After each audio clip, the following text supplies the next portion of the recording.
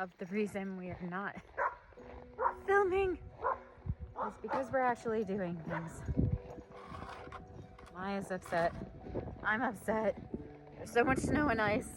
The stairs are just a tripping death hazard. I'm carrying buckets of boiling water over towards the regulator and gas system.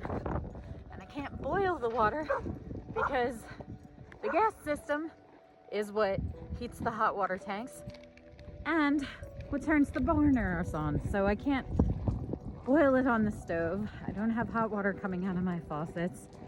I have the coffee pot right now. We're laughing so we don't cry.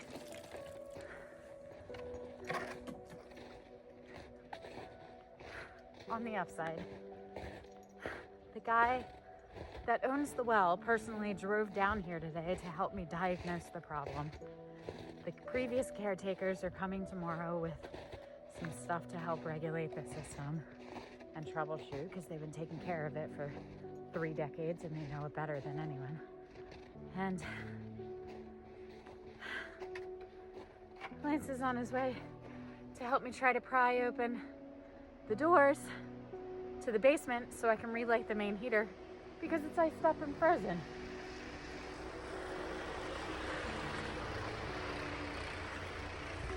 Everybody else is out having a good time. This is my gas system with all of these levers. And when the pressure gets bad, see, I shouldn't be hearing that because that means the system is not pressurized. And I gotta bypass it, close that, and then this is terrifying.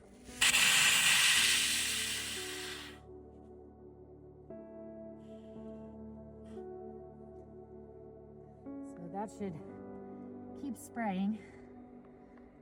And it's not, which means the gas isn't getting through because it's frozen.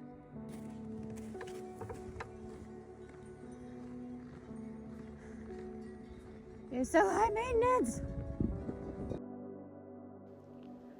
This entire experience is like a pendulum swinging back and forth. On one hand, I'm dealing with no gas and therefore no ability to take a hot shower or have heat in the house or cook.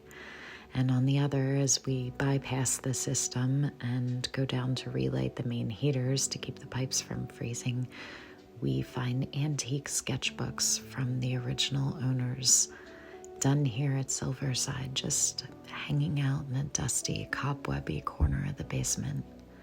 There's constantly little treasures like this being found everywhere throughout the building. And it's taking years and what I assume will be decades to find all of her secrets. And even then, I'm sure there are some that I won't find, that the next owners will come across, both from them and from me. So icy.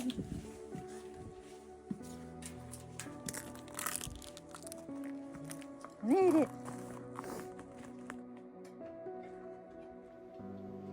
Aside from the problems with the gas, we also had the main heater in our barn break. And with it being negative temperatures, we had no choice but to bring the cats in.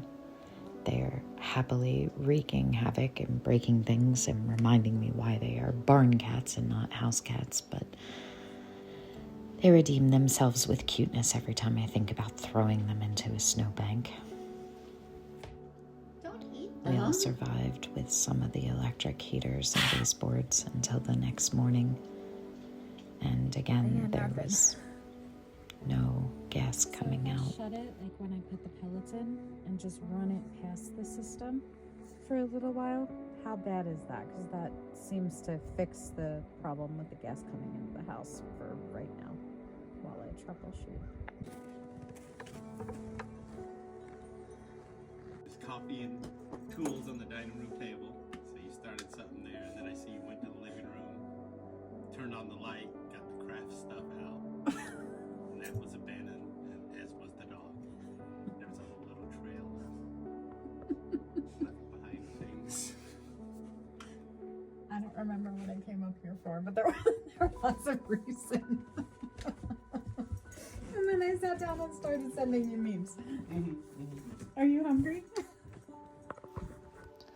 I can't express how worth it is to be in a space that is mine and allows for me fully, and to be in the presence of others that see you and find it endearing rather than meeting it with judgment.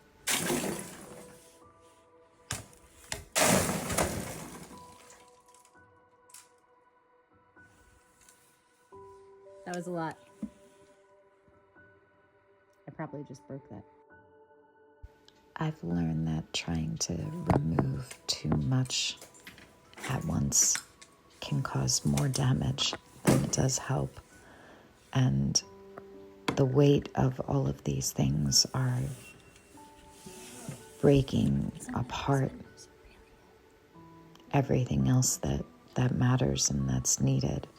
And so it's a little chipping away process, carefully and patiently, to unravel the things that need to come undone so the things that need to stay can. And when those bigger pieces break all at once, that can be really scary and damaging sometimes. And it also applies to the icicles as well. This house is one big mirror of internal lessons manifesting externally. But we're finding our way through it together, familiarizing ourselves with each other, creating a home out of both the house and my own heart.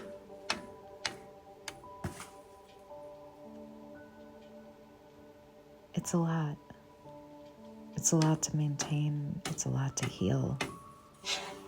It's a lot to tackle.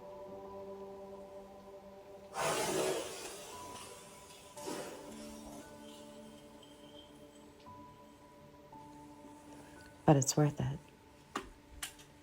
It's so worth it for the experience of what we're creating here. No casualties. Thank you, thank you. That's a lot.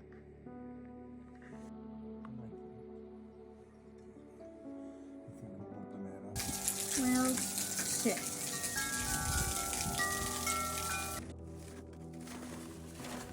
It's been such a long winter, and there's been so much gray and ice, and I don't think we've seen the sun in a month, hiding behind the clouds over the mountains. But I'm balancing the caretaking of the house and tempering all of the surmounting problems with exploration, both of things in the house and also beginning to unpack my own things and find the little pieces of me that matter and will make this place my home.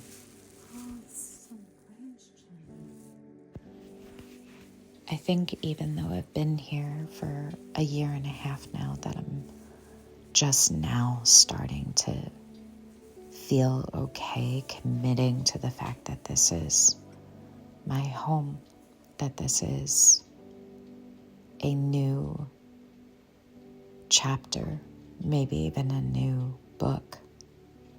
And one of the questions that I've been asking myself is, what would the reader be screaming for me to do right now? And I think the answer to that is make it home, make it mine, be me in it. Fill the place with the nostalgia of the things that matter to me and the artwork that I'm going to create. And don't look back and don't be afraid of the potential failure or loss. It's a dream, and if something happens that I lose it, I'll find another one. And really, if all I have is one life, shouldn't it be as many adventures as possible?